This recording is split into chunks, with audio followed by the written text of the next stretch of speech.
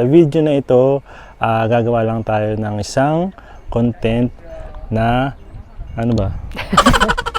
Ayan, actually last time post tayo sa ating community, nagtanong tayo kung meron kayong mga questions about sa Japan, about sa amin, about sa ating channel, sa J Pinoy Vlogs. And then maraming mga nag-comment and nagtanong sa atin, and then sasagutin lang natin habang nandito tayo sa labas. So ayan, habang pinapasyal namin kayo dito sa isa sa mga sikat na park dito sa Tatebayashi.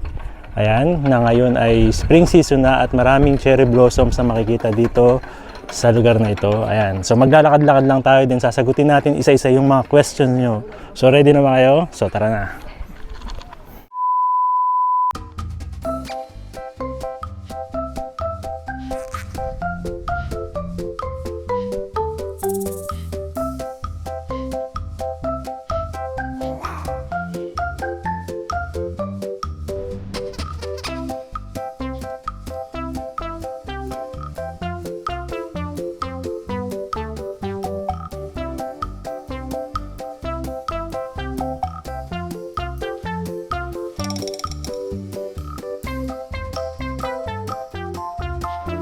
So ano yung first question na nanggaling sa ating community post?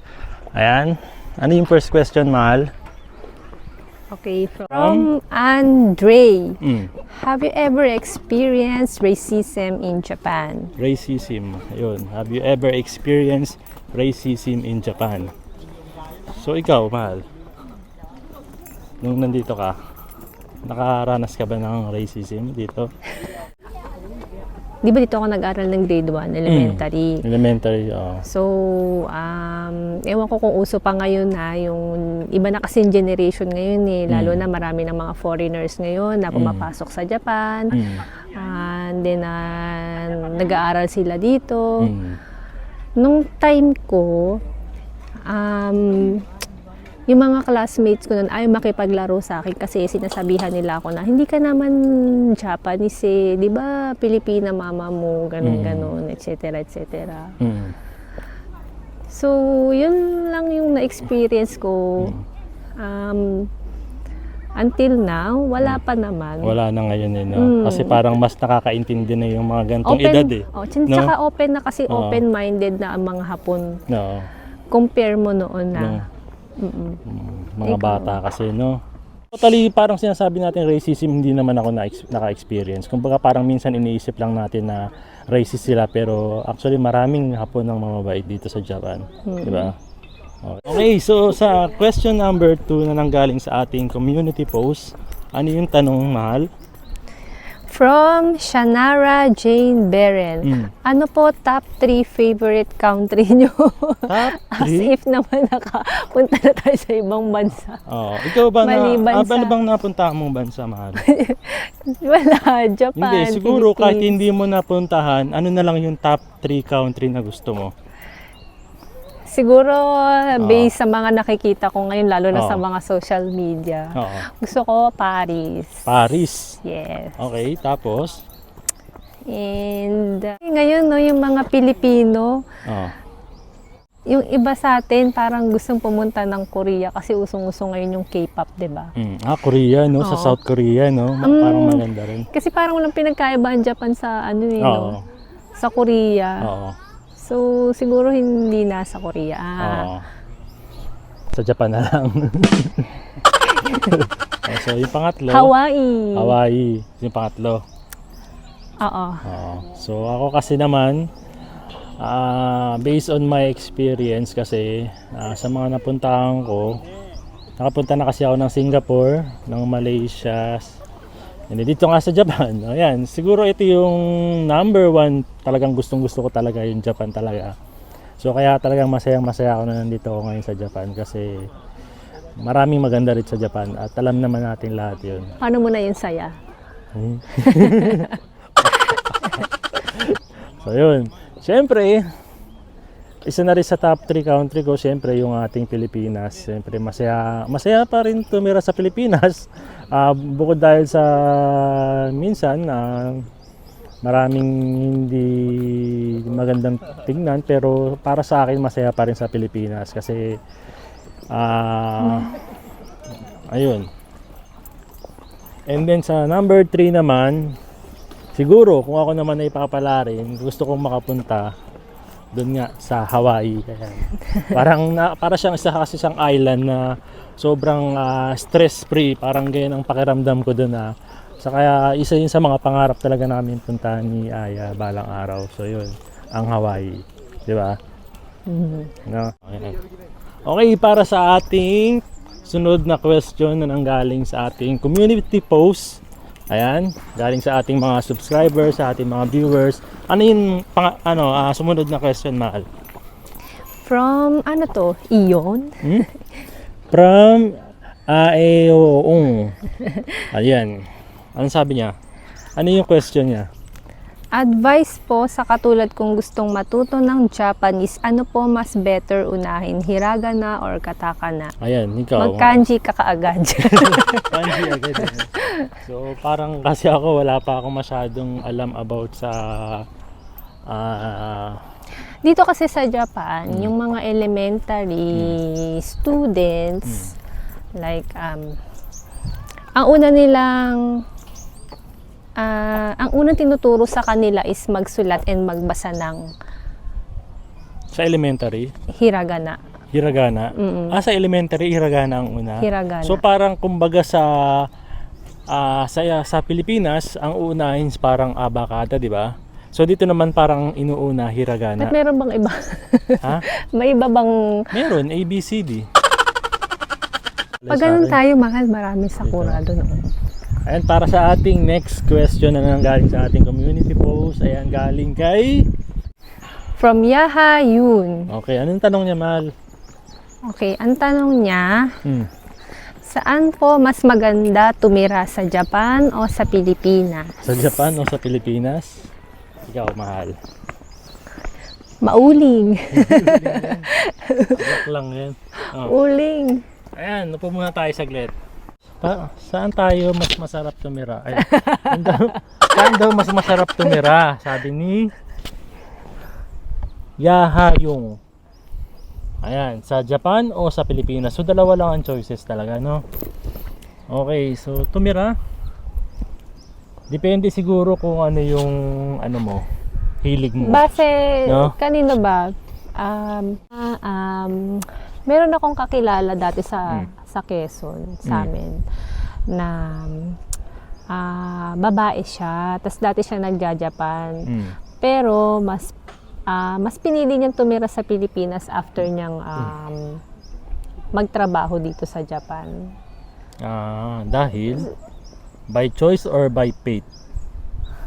Anong pit? Fate. Fate? Fate. Yun, hindi ko natanong sa kanya. Diba? Kasi depende rin kasi sa natin eh. Ako, Oo. depende sa sitwasyon eh. Oo. Siguro kung may stable job ako sa Pinas or meron akong business, Mas sa Pilipinas gusto mo sa ako, Pilipinas. syempre. Oo. Dahil Ewan ko, siguro kasi doon ako lumaki. mas doon ka tumagal lumaki, di ba? Oh, Mas doon mas mahaba kang tumira, di ba? Compare sa Japan, mas parang compatible yung pakiramdam ko sa Pilipinas. Although kahit nandito ako sa Japan tapos sa Japanese ako, parang hindi ko parang iba yung pakiramdam ko. Parang nasa ibang, parang wala ako sa aking inang bayan. Dahil. Ano ba? Tama naman.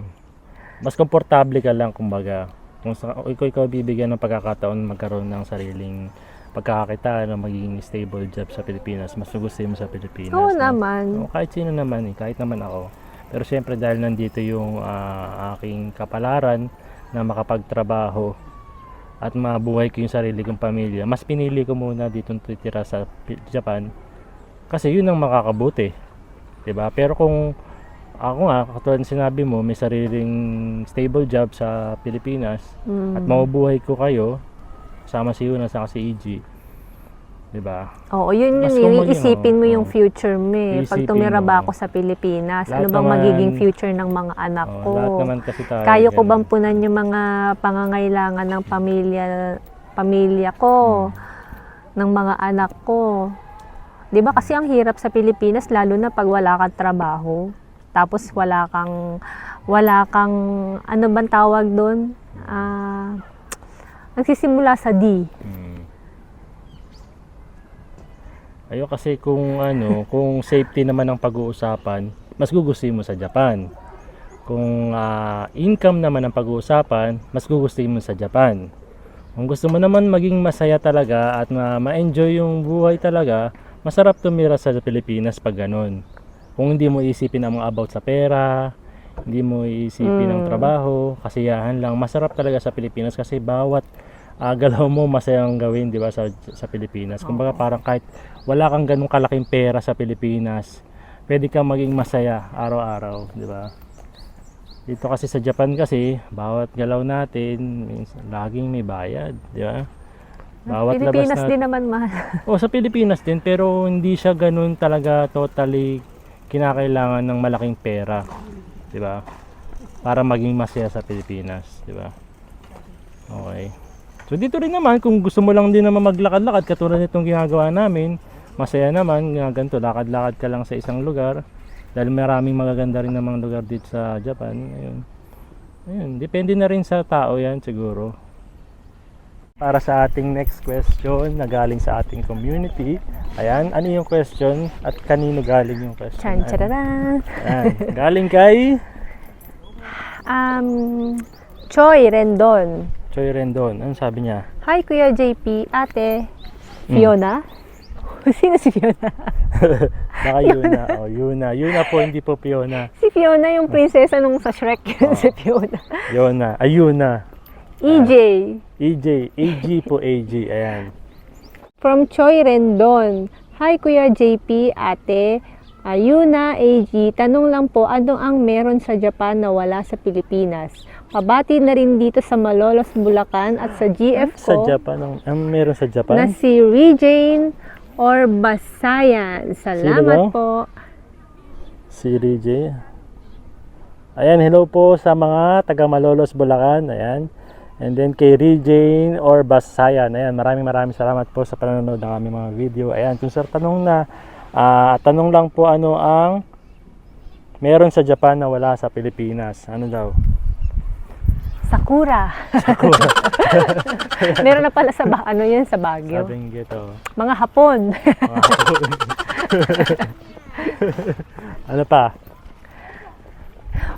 Meron na rin kasi sa Pilipinas naman eh. Kung pupunta ka sa mga...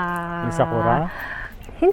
Oo, sa mga lugar na talagang... Ano ba yung hinahanap niya na meron na wala sa Japan? Tulad na lang ng alin. Ang hirap naman. Ang hirap ng tanong pero... Kasi meron na rin sushi sa Pilipinas. meron na rin, diba? no?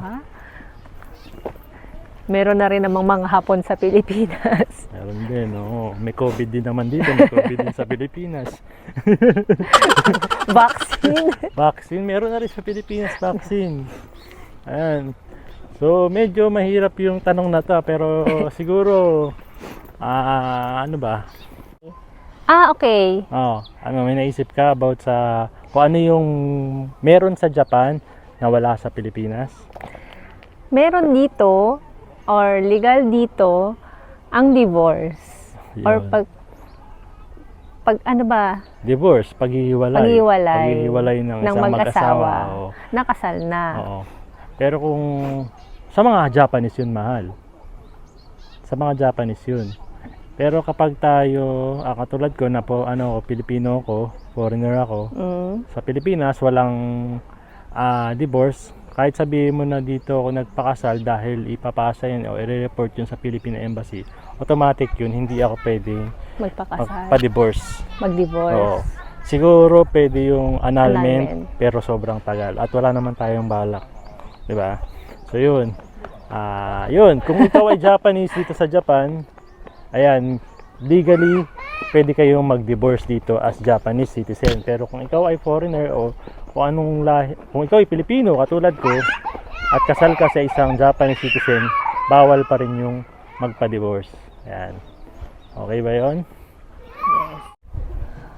Okay, for our next question na nanggaling sa ating community post. Ayan, ano yung question na yun, mahal? From James Magpayo. Magpayo, ayan.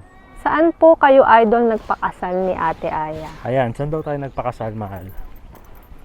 Nagpakasal kami sa Dito sa Shaksho, Japan. Oh, dito sa or Japan. tinatawag na City Hall. Mm. Dito sa Japan yun. Sa City Hall kami nagpakasal. And then, ang ibig sabihin nun is civil wedding. Mm-mm. Ayan, civil wedding siya. And then yung church wedding namin, wala pa. Pero dapat, ayun, pinano namin yun last year.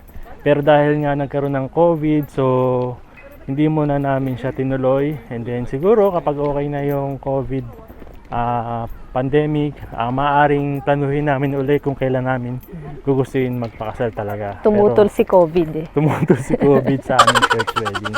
So yun. Ayan, so kung sakaling matuloy uli yung aming pinaplanong church wedding, ayan, siyempre babalitaan namin kayo dahil napaka-importante kayo para sa amin dito sa ating channel. So ayan. Para sa ating next question, mahal, yung kasunod yan. From Carolina Carayaw. Karayaw, ayan. Saan or ano po ang pagkakapareho ng mga Japanese at mga Pinoy kung meron po? Hehe, thanks po. PS, pahay po kayo na, Chang. God bless po sa inyong lahat. Ingat po. Ano daw tanong, mahal? Ano po ang pagkakapareho? Mga Pagkakapareho naman to kanina kasi pagkakaiba. Ngayon naman pagkakapareho ng Japanese at mga Pinoy kung meron po. Medyo mahirap isipin yan pero ano nga ba? So, pagkakapareho, siguro hindi man sila magkapareho ng kulay ng balat katulad ng sa mga Hapon, mapuputi, at sa atin namang mga Pilipino, kadalasan sa atin is mga moreno at morena. Kayo manggi. Kayo manggi, ayan. So ang isa sa mga naisip ko talaga na pagkakapareho ng Pilipino at ng mga Hapon is yung tawag to, hardworking talaga sila. 'Di ba? Tama ba? Kasi ang mga Pilipino talagang nakaka-proud talaga kahit sa ibang bansa, sobrang napaka-hardworking talaga, mahal, 'di ba? Tapos kung makikita nyo lang kung paano magtrabaho ang mga Hapon, sobrang napakasipag din nila. Halos yun na nga ang buhay nila talaga, yung pagtatrabaho, no? So parang wala na nga sila minsan masyadong time para sa ibang bagay. Basta ang pinaka-focus talaga nila lagi is parang makapagtrabaho sila. Sobrang sipag talaga, 'di ba? Oo. 'Di ba? So yun. Ano pa, may naisip ka ba? Wala na. Okay, next question from Abby TV. Ano at saan ka nag-work noong nasa Pilipinas ka pa? Pa-shoutout po. Sino ako daw? Oo. Ayan, shoutout daw kay Abby TV. Ayan, shoutout sa Abby TV. Ayan. So yung question na ano at saan ka nag-work sa noong nasa Pilipinas? Sa noo? Sa noo? Nasa Pilipinas ka pa. Ayan. Ako, nag-work ka pa sa Pilipinas, mahal? Hindi mo na try mag-work sa Pilipinas, no? So kung ako naman nag-work sa Pilipinas, ang unang naging work ko kasi is sales clerk or sales utility clerk kung tawagin sa atin sa Pilipinas. Nag-sales utility clerk ako sa isang mall sa SM Mall, SM Manila, SM North EDSA, SM What year? San Lazaro, 2000, ano ba yun? Baka nakikita tayo nun, tambayan ko yun eh, pagka may free time ako 2006, 2007, 2008, 2009, ayan. Nag-work ako as sales utility clerk, ayan. Sa isang, ano bang store sa SM Mall yun? Hardware workshop or Ace Hardware kung tawagin. Tapos, isa pa sa naging work ko dun is yung nagtrabaho ako sa bench, ayan. Sa bench? Oh, sa upuan? Sigaw yun. Sa bench. Yung brand na bench. Ayan, nag-work ako doon as model a sales ka? Hindi ako model. Guardia. Guardia pala yun. Ayan, sales utility clerk ako doon at nagtitinda ako ng mga sapatos ng bench. Ayan. Tapos, ano pa ba? Nagtinda rin ako sa sa isang mall, hindi sa SM. Pero nagtinda ako as sales clerk din ng siomai. Siomai house, ayan. So yan, actually ito yung nagtanong sa atin ngayon is naging katrabaho ko to si Abby TV. Ayan, magkasama kami sa siomai house. Ayan, nagbebenta kami ng siomai at gulaman nung 10 years ago ata. Ayan, kasama ko yan si Abby TV. Kaya shout out sa iyo, Abby TV. Ayan, maraming salamat sa question na to.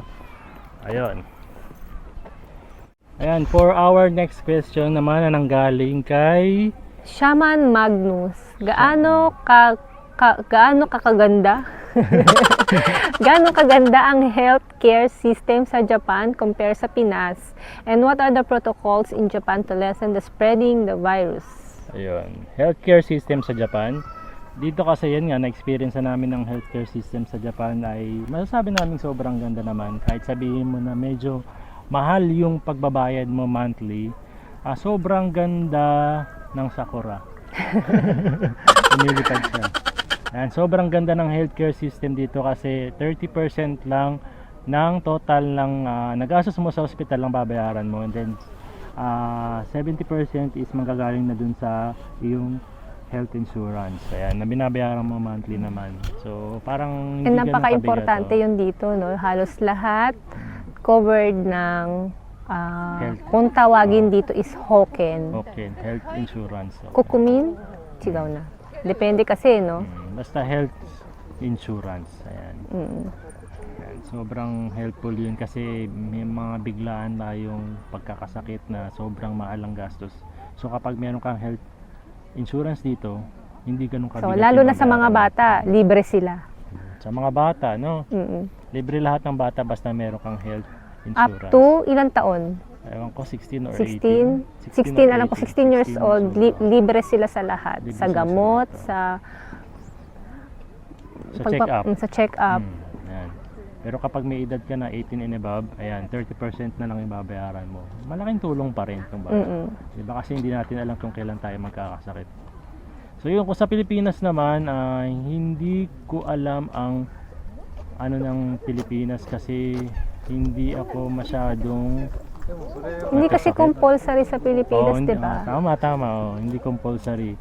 Kumbaga, kung gusto mo lang ng health insurance, maaaring magkaroon ka ng health insurance, pero kung hindi, yun na nga mangyayari kapag kung magkano yung ginastos mo sa hospital, automatic 100% babayaran mo sa hospital. Di ba? Unless meron kang mga PhilHealth, ayan, PhilHealth from your parents or your guarantor, ayan, maaaring makabawas yun sa gastusin mo. Pero dito, ayan, tapos ano yun?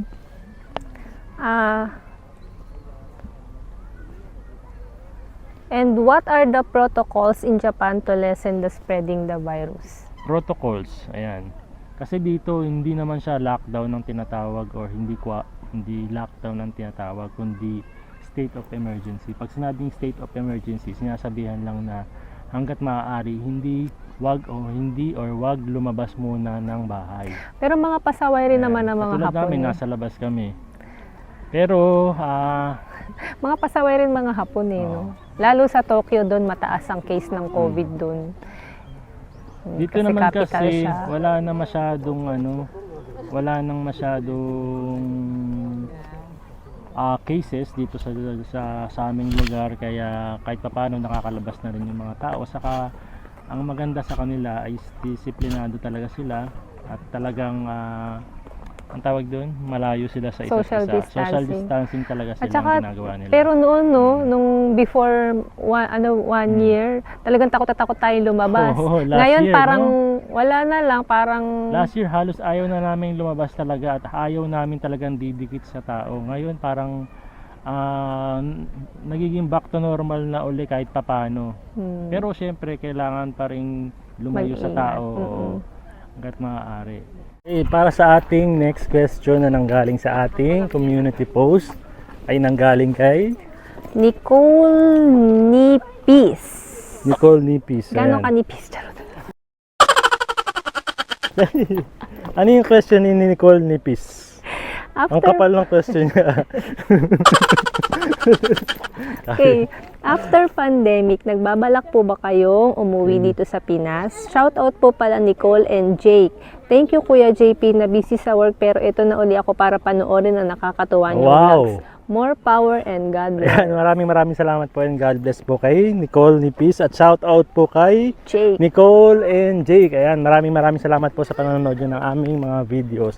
Ayan, sa yung question, after pandemic, nagbabalak po ba kayo na umuwi dito sa Pilipinas? Naman. Yes po, actually last year pa namin gustong umuwi pero dahil nga sa COVID, ayan, pansamantala na-cancel muna yung ating pag-uwi. Pero ayan, this year, ang dami naming plano. Lalo na yung pag-uwi namin ng Pilipinas. Pero syempre, kapag okay na yung COVID pandemic. Ayan, kaya, so pag nakauwi tayo ng Pilipinas, ayan, Hindi nakauwi. Ayan, kung nakauwi tayo ng Pilipinas, ayan, sana magkita-kita tayo dyan sa Pilipinas. Ayan, maraming salamat po sa mga sumusuporta sa amin. Lalong-lalo na dyan sa mga nasa Pilipinas. Ayan. Sana talaga maging okay na talaga, no? Ayan, marami kaming namimiss sa Pilipinas. Kain. Sa Pilipinas. Ayan, mga pagkain, mga lugar, di ba, no? Ayan. Okay, next. Okay, from Maro 2408. May horror experience na po ba kayo dyan sa Japan? Horror experience sa Japan? Hindi mo naalala? Saan? Nung pumunta tayo ng Fukushima, yung heater, di ba? Oo. Kasi, pumunta kami doon sa tita ko, sa Fukushima. Sa Fukushima. And then, kasi yung tinulugan namin doon, actually, ano siya, simbahan siya. Simbahan. Ng, ano ba? Parang padasalan siya ng mga patay. Padasalan ng mga Oo. patay. Okay. Tapos sabi ng tita ko, meron pala daw doon. Nung time na pumunta kami doon, meron dong, ano ba yun? Merong patay. So yun, so matutulog na kami. Yung heater, kasi winter kasi nun, di ba? Ano ba nangyari doon sa heater? Parang nung pagbukas mo, nagpatay sindi siya. Ilang ulit. Pero sabi naman daw, hindi naman daw sira yun eh, di ba? Pero nung natutulog kami, kasi dalawa lang kami ni Aya dun sa kwarto, bigla siyang namatay, bukas, patay, bukas. So, ang ginawa namin ni Aya, hindi kami lumabas ng kwarto, pero ang ginawa namin, nagkumot na lang kami at natulog na lang talaga. Tinulog na lang talaga namin.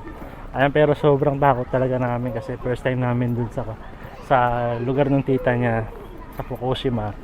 Ayan, at saka sa Fukushima, di ba, doon din landslide ang tawag doon, tsunami. Doon din nag-tsunami, so maraming, di ba, nasawing tao doon. So, Doon ba? Doon yun sa Yun Fukushima. yata yung nuclear, mahal eh. Ewan ko na sa Fukushima. Pilipinas Ayan. ako nun eh. Yun. Sa Fukushima ang tawag to? Pinaka-apektadong lugar, di ba? Oo. Ayun. Yun lang naman ang na-experience natin, no? Tas magkasama pa tayo. No? Yun lang naman. Pero sabi nga nila, ang Japan daw isa sa mga maraming Mga kababalagan. kababalagan. Pero wala naman masyado. Ayan. Next. Okay. For our next question na nanggaling sa ating community post, ayan, nanggaling kay Sir Abarientos. Sir Abarientos. Okay. Ayan. Number 1, before living in Japan, what was life back then? What was life back then? Student ako noon. Student ka. College student ako noon. Kasi nag-aaral lang ako. Ano yung mga... Pero malungkot kasi mag-isa lang ako sa Manila noon. At nandito si mama mo sa Japan, no? Nandito Ayun, lahat doon ka sila. kasi nag-aaral sa Pilipinas ng college, no? Oo. Okay, so ikaw ba? Ikaw? Diba? So ako naman siguro dyan ay ang buhay ko dati kasi is parang habang nag-aaral ako ng college is working student kasi ako. So ayun, nag-aaral, nagkatrabaho, ganun lang hanggang sa nagkaroon lang ako nga ng chance na makapunta rito sa Japan dahil nga dun sa aking kapatid. Ayun. So, ito na yung buhay ko ngayon, nandito na ako sa Japan. Pero kung isatanongin nyo nga ako kung ano yung naging buhay ko dati, ganun lang, working student nung college ako. Ano yan? Okay, number 2. Know both answers to this but just one. Which country do you love the best? Keep safe po kayo. Siguro yung sinasabi niyang both country, siguro yung Japan nga, saka Pilipinas, di ba? So, ano yung pipiliin mo doon?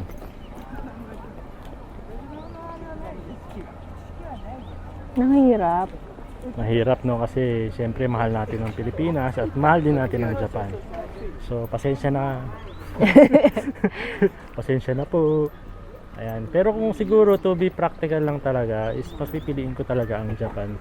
Kasi dito, lalo na kung pamilyado ko ngayon, di ba? Kasi parang ito yung mas makakatulong para sa akin sa akin sa pamilya sa sitwasyon sa sitwasyon ko, di ba? Ayun. Tingnan mo yung ano mo, yung kalsada kulay pink. Lagyan ano natin, tapos maglakad tayo ng kulay pink. Okay. Saan na yung drone mo?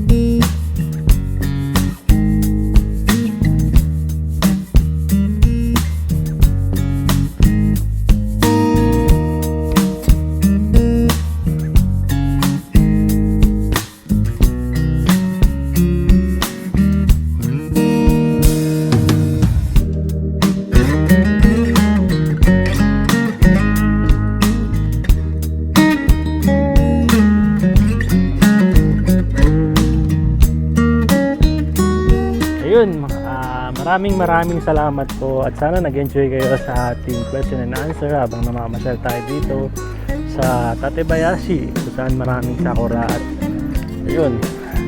Kung hindi ka pa nakakapag-subscribe sa aming channel ay mag-subscribe ka na at i-hit mo na yung notification bell para lagi yung updated sa ating mga bagong videos. Ayan, maraming salamat po sa inyo. Ayan! Sayonara!